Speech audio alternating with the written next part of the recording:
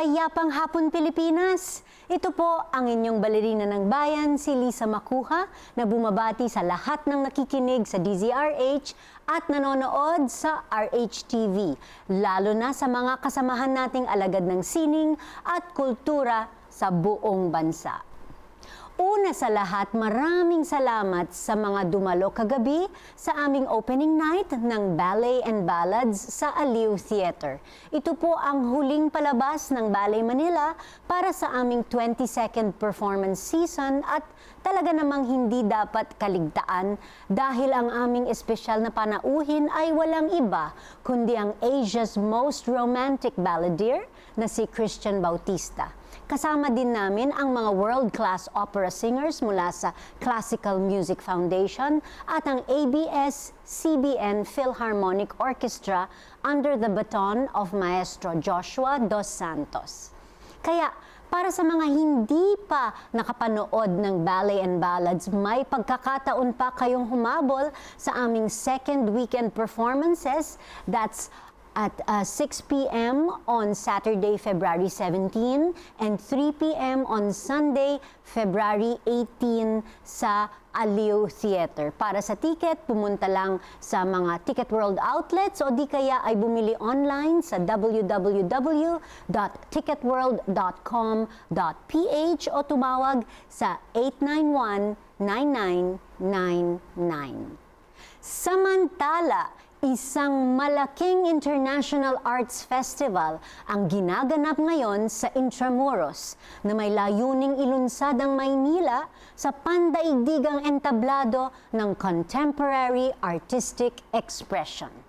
Kaya't huwag kayong aalis, samahan ninyo kami sa kalahating oras ng masaya at makabuluhang kwentuhan kasama ang mga kinatawan ng First Manila Biennale. Magbabalik kami pagkatapos ng ilang paalala.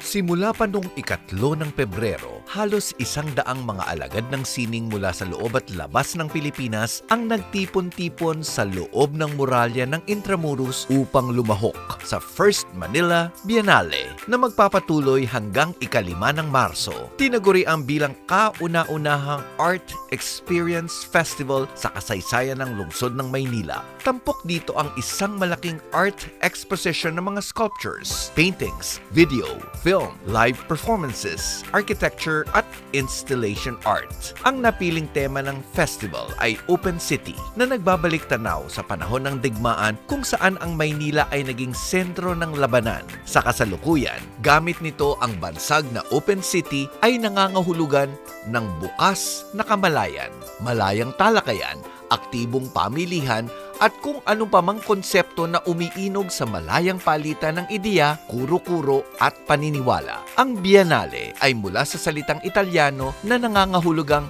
kada 2 taon. Ang tradisyon ng Biennale Festival ay nagsimula sa Venice, Italy noong 1895 na siya namang ginaya ng iba pang sentro ng kultura sa mundo tulad ng Whitney Biennale sa New York City, ang Sydney Biennale sa Australia, ang Manifesta o European Biennale of Contemporary Art at ang Documenta sa Germany. Isang mainit na pagbati ang hatid ng Art2art sa mga kinatawan ng First Manila Biennale na sina Alice Sarmiento at Matthew Benjamin Lopez.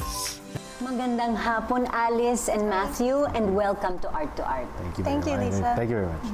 Okay, so last February 3, nagbukas ang the first Manila Biennale. Kamusta naman ang inyong opening weekend? Well, Lisa, thank you very much for having us. Sa mga lahat ng magsusubay sa show ninyo, yung opening week ng Manila Biennale, stellar success. Madaming pumunta sa aming first open weekend. So, lahat ng areas ng Intramuros ng may exhibition namin, open to the public po. So, starting from now hanggang sa end ng aming festival, that's at March 5, kailangan kayo kumuha ng tickets basically para makita yung mga stellar art, contemporary art pieces na makikita ninyo. Pero, so hindi lang weekend bukas ang festival, no? It's every day merong It's open mga from Monday to Sundays. Monday to Sunday. It follows the park hours of Intramuros. So sa Fort Santiago, 8 a.m. to 9 p.m. And sa ibang venues naman, 8 a.m. to 5 p.m. po. Okay.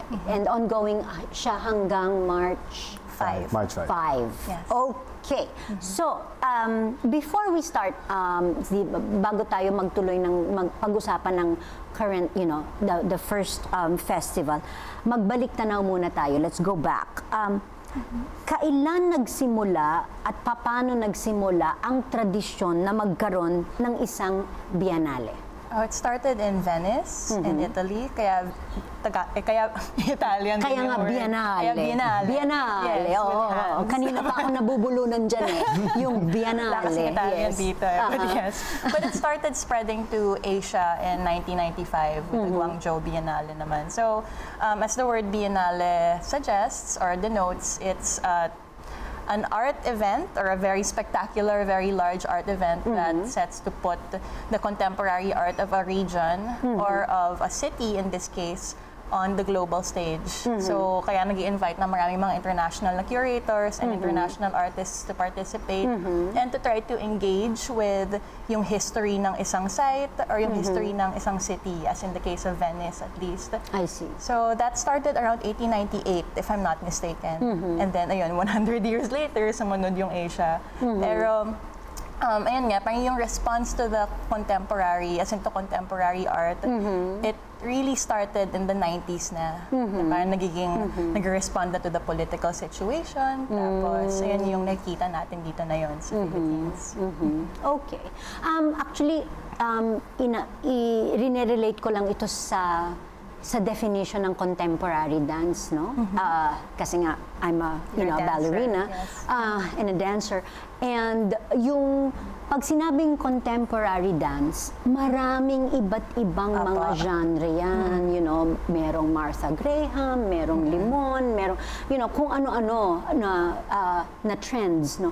Is it the same in contemporary art? Meron bang iba't ibang mga, ano ba ang definition ng contemporary art? Wanna take this, Matthew? Technically, 2017 yung start, you go back 100 years. 1907 yung toilet bowl ni Marcel Duchamp. 1917 yon yung first contemporary art. So technically contemporary art is 100 years. Technically Antigua na yon. So from 1917 up to 2017 up to 2018. Yun ang contemporary art. It's until now. Okay. So although tayo sa Pilipinas, we can trace back modern contemporary art as early as 1915, 1917, yung our national artist Fernando Marsolo, and then Edades, and then Zobel, and then we go to the newer generation, Borlongan, Garibay, Tense Ruiz, and then the new wave artists. Actually, one of our chief curator, Miss Ringo Bonoan, 13 Artist Awardee ng CCP. She's part of that new wave. And yung Manila Biennale is our first push of bringing the Philippine contemporary art scene to the international stage, because ngayon ang Pilipinas yung main focus ng art scene, ng global art scene. So ngayon yung Philippine art goes up sa auction. People pay millions of dollars right now. And I think we are the only ASEAN country, the only ASEAN city right now na wala pang Biennale basically. So kailangan Manila has to play its mark, the Philippines has to place its mark on the world stage to project that image already. Okay. So, kung bibigyan natin ng pagkakaiba ang isang biennale sa ibang mga art fairs o art festivals, ano ito?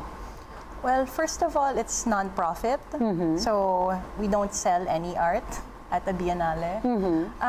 This is actually in terms of yung ginagawa sa ASEAN nga with certain biennales, iba-iba naman yung atake.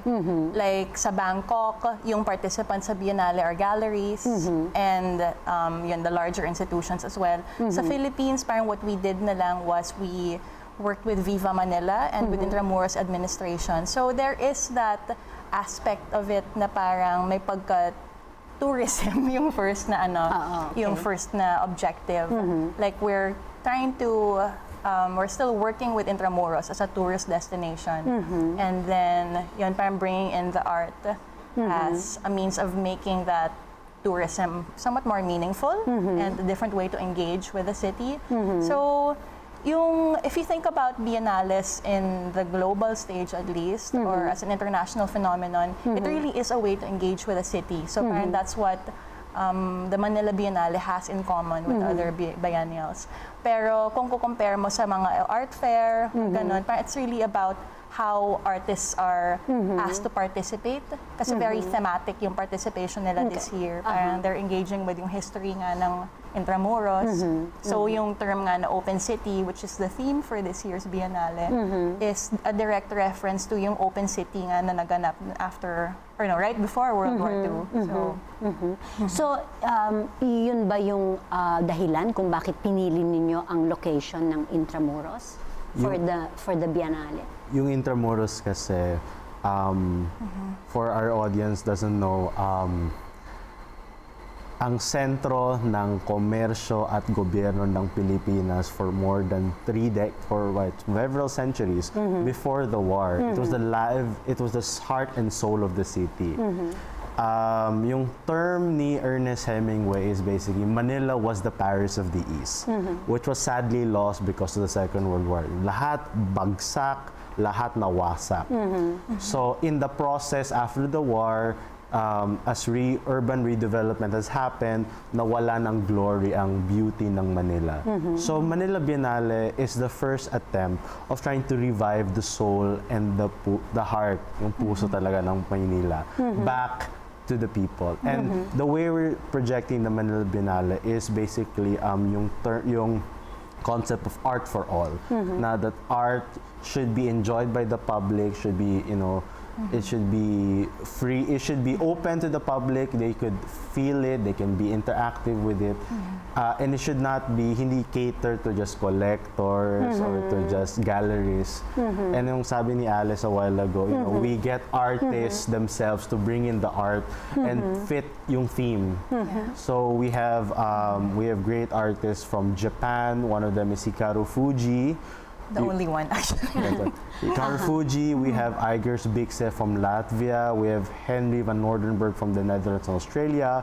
Tapos ang trend ngayon kasi Filipinos are everywhere. So we have globalized society. So we have expatriate artists who come to the Philippines. Who don't see this as not only Filipinos, pero either Filipino-American, Filipino-Australians. One of them is Alwin Remilio. So ang kanyang concept talaga is yung bahay kubo, made out of bamboo, made out of chimes, na i-move throughout Intramuros during the course of the festival.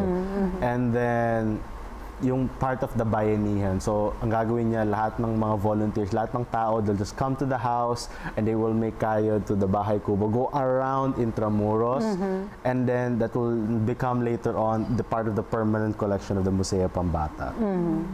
And then we have another artist, si Miss Angel Shaw, yung kanyang medium ay film at saka multimedia. Yung sa kanyang art piece, ang kanyang message na kino-convey niya yung tungkol sa war experiences ng Pilipinas at ang kanyang personal experience ng kanyang pamilya regarding the atrocities that happened during the Second World War. So you will see a lot of that in the Manila Biennale. So you have to come, you have to buy your pass. Okay, you mentioned na maraming mga artists ang nag-collaborate, of course, no, to sa mga exhibits sa First Manila Biennale. So, pero sino-sino ang mga nag-collaborate para ma-organize o maitaguyod ang First Manila Biennale? We are actually a curatorial team of 4 for the visual arts component pa lang. So that's me, Ringo Bonoan. She's yun nga, the archivist of Roberto Chabet, who is known for being, Yes. I guess, the father of conceptualism in the Philippines. And that's also why one of yung centerpieces ng exhibition is this landmark work by Roberto Chabet called One Thing After Another. So that's the first thing you see when you enter one of the main sites ng Biennale, which is the San Ignacio Church. So very historical in a sense, yung San Ignacio Church, pero reconstructed siya from what it was when it got bombed out completely after the war. So with a lot of yung mga sites namin, or yung mga venues namin for exhibition, para nakikita yung pagtabi ng yung historical na site, so nakita yung mga ruins, tsaka yung pagka-reconstruct sa kanya. And you can see how a lot of the artists kind of engage with that, yung fact ng Manila as being something reconstructed, but also something very rich in history. So, pandagdag lang sa sinabi ni Matthew, parang maraming mga artist na nag-engage sa term na open city, na parang medyo, in a sense, medyo problemado tayo sa idea of bringing the soul back to the city. Kasi people have lived there all their lives naman, even after the war. So it's not as if wala siyang soul. So parang, parang may mga artists, since yan nga, they're artists, their job is to kind of make problems out of, or parang see problems and things that other people would tend to accept as the status quo. Yeah. And that also kind of guided yung pag-select ng curatorial team. So, marami sa amin were teachers. So, that's me, Con Cabrera. She's an art teacher in Kalayaan College. And she's also, and we're all together in the art theory and the curatorial studies programs at UP. And then si Kokoy Lombao naman, he's handling most of the video and new media. So, siya yung curator ni Angel Shaw na nabanggit ni Matthew. So how many sites are we talking about? We're talking 5 sites. 5 sites, throughout all Intramuros. inside Intramuros. All inside Intramuros. Okay. Hindi pa kami prepared mag-remote. So yung ibang mga nabomba nung Okay, so Intramuros is the place to go to. for now. Yeah. Okay. Marami pa po tayong pag-uusapan tungkol sa First Manila Biennale. Dito pa rin sa Art2art. Magbabalik po kami pagkatapos ng ilang paalala. Programang hatid ay sining at kulturang para sa lahat. Magbabalik ang Art2art. Schedule ng mga inaabangang konsyerto. Update sa mga magagandang panoorin sa mga tanghalan at teatro.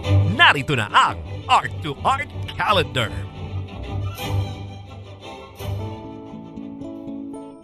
Narito ang ating Arts Calendar sa pelikula. Bilang pagdiriwang ng Arts Month, itatanghal ang Pelikultura, the Calabar Zone Film Festival 2018 mula February 19 hanggang 21 sa UP Los Baños. Nasa ika-8 taon na ito, ito'y pagtitipon-tipon ng mga film scholars, artists, enthusiasts at filmmakers mula sa Cavite, Laguna, Batangas, Rizal at Quezon na tinatawag na Calabar Zone. Ang festival na may temang Imagining Landscapes Beyond ay bubuksan ng documentary feature na pinamagatang The Crescent Rising ni Sharon Dayok sa February 19. Para sa kumpletong schedule at ticket, bumisita sa Facebook page na Pelikultura o kaya mag-email peliculab@gmail.com. Sa teatro, inihahandog ng Cultural Center of the Philippines, Tanghalang Pilipino at Visa ang Nang Dalawin ng Pag-ibig si Juan Tamad, isang adaptation ni Roddy Vera ng aklat ni national artist Nick Joaquin na Pop Stories for Groovy Kids. Ito ay isang love triangle sa pagitan nina Maria Makiling, Juan Tamad at Monte Banahaw.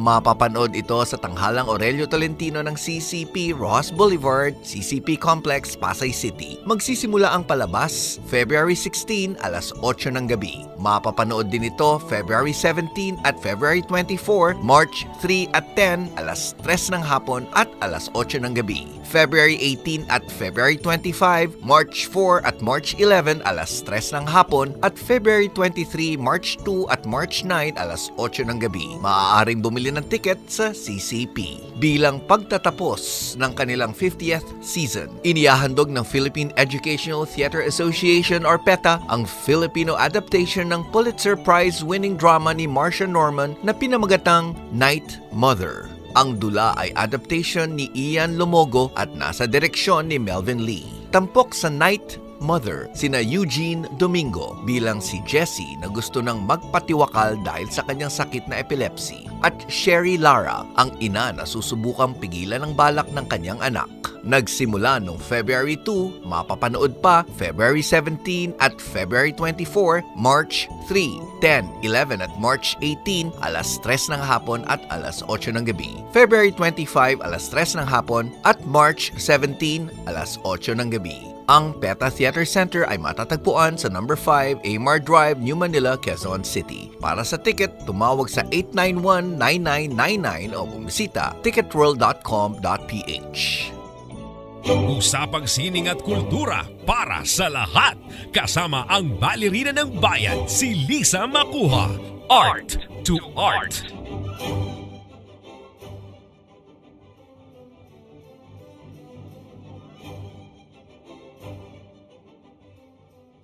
Kasama pa rin natin ang dalawa sa mga curators ng First Manila Biennale na sina Alice Sarmiento at Matthew Lopez. Nasabi ninyo kanina that there are 5 sites sa loob ng Intramuros, Yes, and po. you actually have mga site-specific works of art. Yes po. Okay.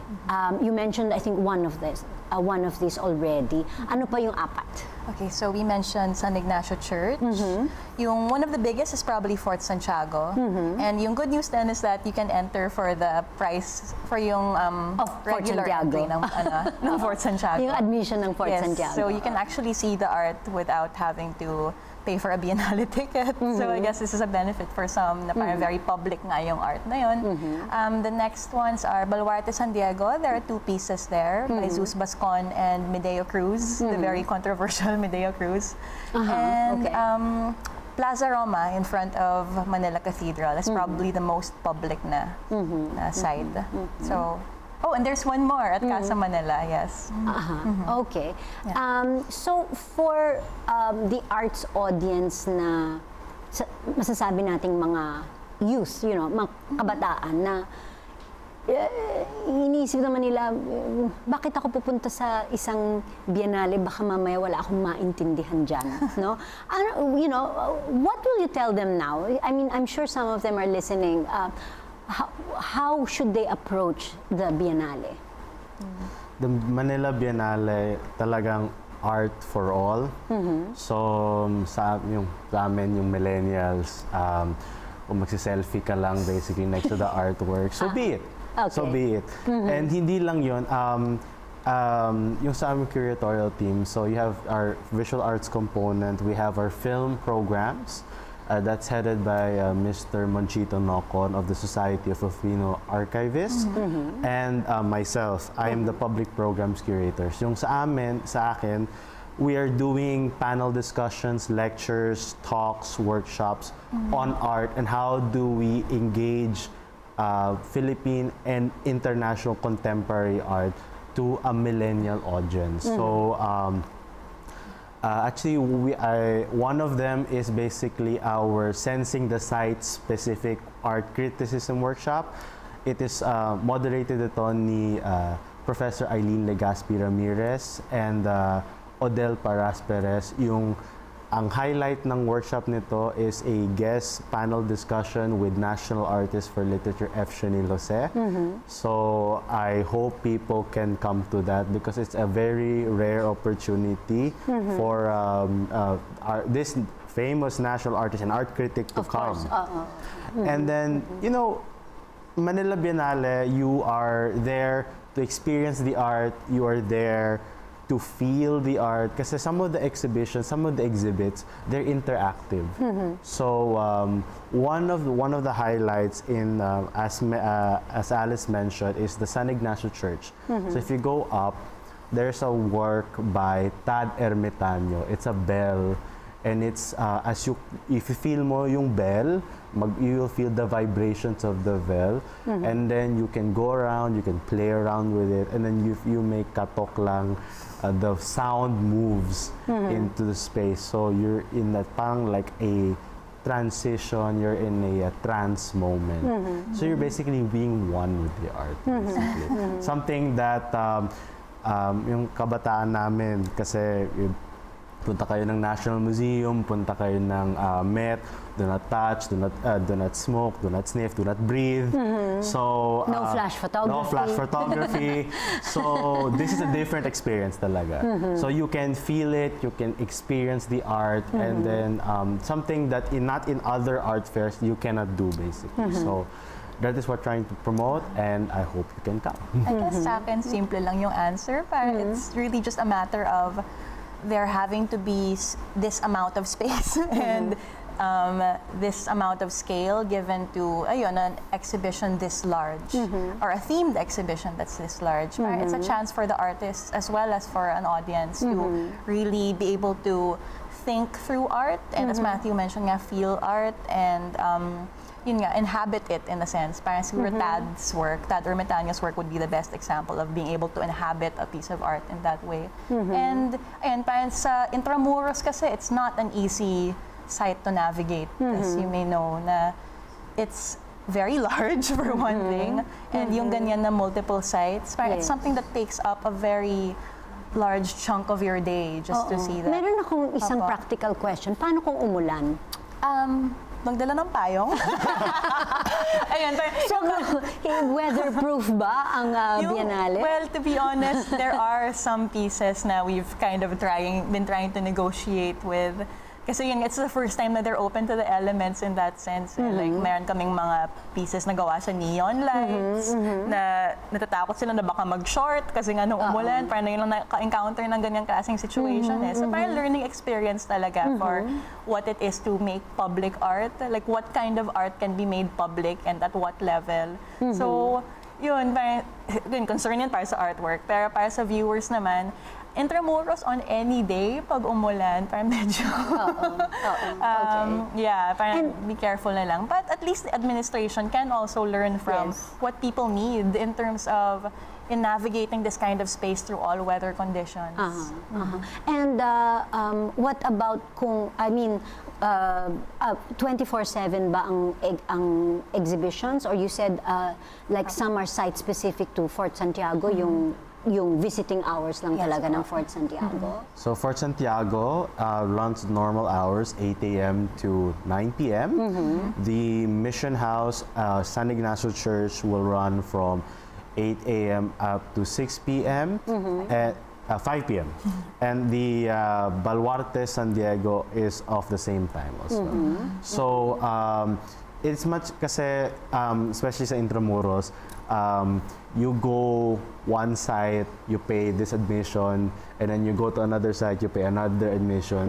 Kung bumili kayo ng day pass at saka yung Manila Biennale Art Passport, one pass, you present it, you go to all the sites already, hindi ka mahassle, you just get one pass, you show it, and you get to see all these beautiful things. Pero that's for one day lang? For the day pass. Merong for the For the whole Biennale, we have something called the Manila Biennale Art Passport, where they can go unlimited visits to any site throughout the whole festival. And it's if you want, and the cool thing about the Manila Biennale Art Passport is that you can have unlimited visits, you can stay at our Manila Biennale Lounge, VIP Lounge, and also you can have special invitations to certain private functions and events within the Manila Biennale. One of them is basically an invite only to the Pero Verde magazine launch, which is co-sponsored by the Spanish Embassy as well. And some other freebies and some Artist VIP. Oh yes, I almost forgot. The Artist Ball, basically, which is going to be at the Casa Manila as well. So if you want to get access to those VIP only events, you have to buy the Manila Biennale Art Passport. Okay, and of course, where can you buy these tickets and magkano? So if you go to the Manila, so let's start with the day pass. Basically. The day pass and the student pass, that is, you can buy it for the student pass, that is $350. For 550. 550 for the student pass, for 880 for the day pass. Our art passport is a little bit more pricier. It's 5,300. You can get all of your tickets out at our Facebook page. Go to facebook.com/Manila Biennale. Open City? Manila Biennale. Manila Biennale 2018. Open City 2018. Yes. On Facebook. On yes. Facebook. And when you're at the Biennale, we highly encourage people to tweet, to put on Facebook, sa social media nyo, sa Instagram, #MNL Biennale 2018, #Open City 2018. Okay, marami ba kayong, meron ba kayong website or just the Facebook page is the website? It's much easier to go on the Facebook page. Facebook page. Because that's the most interactive, basically. And We then, also have ManilaBiennale2018.com. .com. .com as well. Yes. Okay.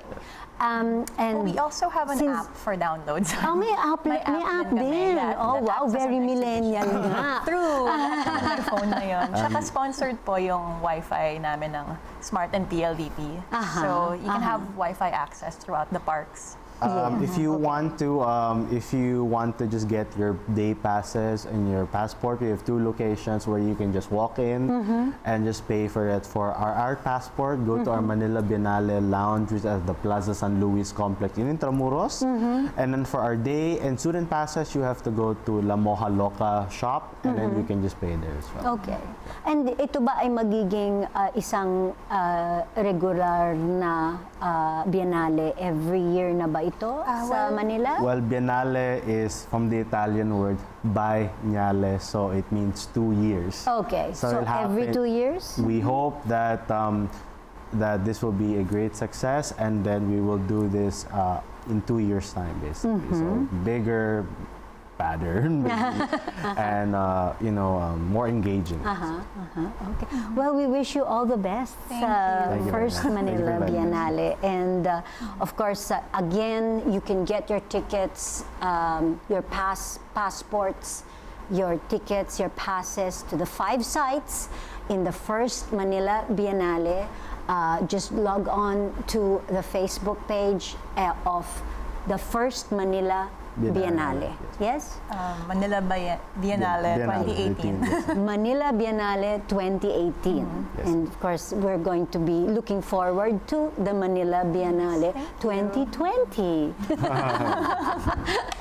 Maraming salamat sa pagdalo ninyo Lisa. dito Thank you so sa much. amin. Thank you so much, Lisa. And yes, Manila Biennale, let's go. Pumunta na tayo sa Intramuros. Ngayon din. Hanggang sa susunod na linggo, samahan ninyo kami ulit dito sa Art2art, kung saan ang usapang sining at kultura ay para sa lahat. Ito po ang inyong balerina ng bayan, Lisa Macuja, nagpupugay sa artistang Pilipino.